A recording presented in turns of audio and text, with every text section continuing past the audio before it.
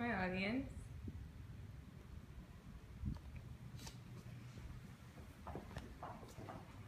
Hello, and thank you guys for coming out tonight.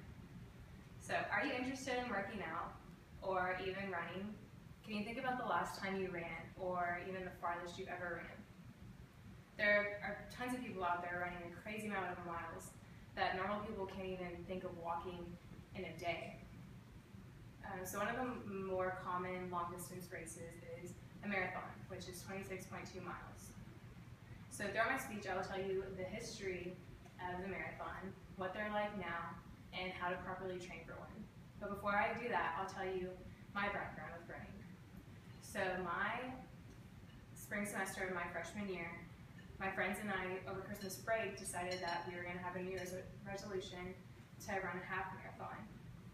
And I ended up doing it in April, but my training was nowhere near what it should have been. I didn't train properly for running or taking care of my body, preventing injury. I didn't do any of that. So it was interesting to learn more about training for a full marathon and what you should and shouldn't do. So, how marathons began. In 490 BC, a soldier, Thucydides, ran from the battlefield of Marathon, Greece to Athens, Greece, to tell about a Greek victory over the Persians. Legend has it that he yelled Nike, which means victory, and then collapsed and died. And the race now honors him. According to Run the Original Historical Course article that I found on the internet, the first organized marathon was held in 1896, which was especially important to the Greeks. Eventually, they held the first modern Olympic Games and were having high hopes of winning a medal because they now had the marathon in the Games. Originally, the marathon was 24 miles and 24.85 miles, but it changed to 26.2 in the Olympic Games in 1902 when they made the run from the Windsor Castle to the White City State. So now that you know where marathons started, let me tell you where marathons are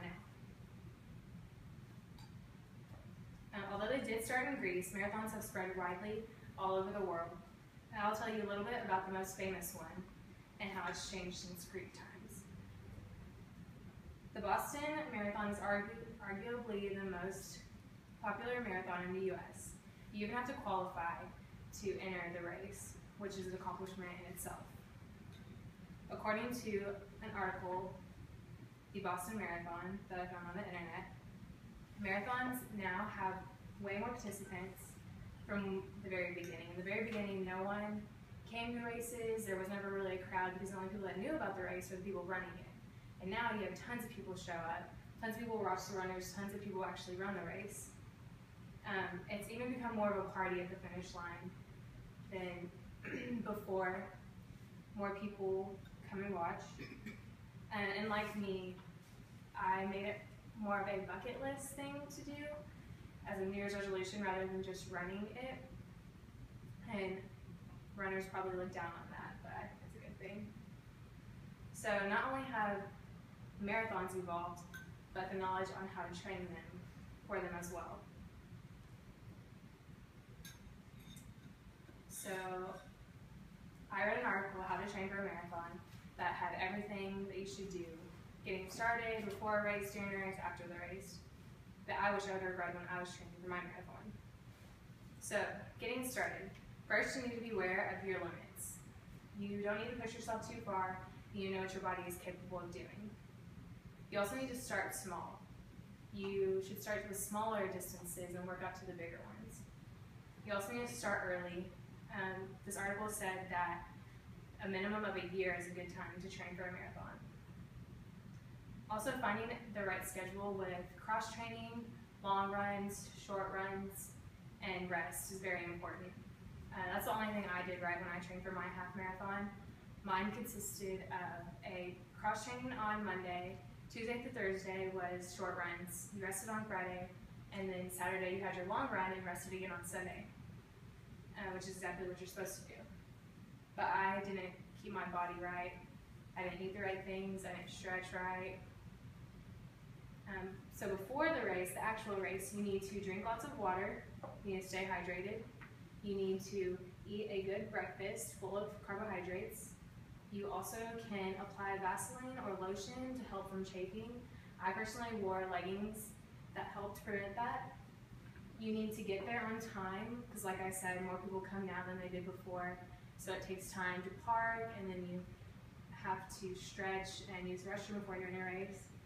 You also need to plan according to the weather. It's better to underdress than overdress, because as you run, you get warmer, but if you overdress, you're carrying your clothes as you run, which is not good. And you also need to plan your music or like how you're going to do your hair ahead of time, so you can focus on running instead of focusing on your music or your hair or your clothes. So during the actual race, you need to start slow. Everyone starts really fast, but they lose all their energy in the beginning. Also, a tip on the article said to not stop at the first water station, but wait for the other ones, because the first one's always more crowded and you lose time. And also to feed off the crowd. There are more people now, so you can feed off of their energy. And after the race, you need to make sure you keep drinking lots of water. You need to, right after the race, keep walking and stretching. I personally didn't do that and really regretted it because my muscles were really, really tight. You need to make sure you get plenty of rest or sleep. You need to rest and not exercise for at least a week. And you need to keep eating well-balanced meals. So now that you know the history of marathons, how they are now, and how to properly train for one, I encourage you all to do some type of race. Maybe not a marathon, but something that you never thought about doing and that you think you could be capable of. Thank you all for listening.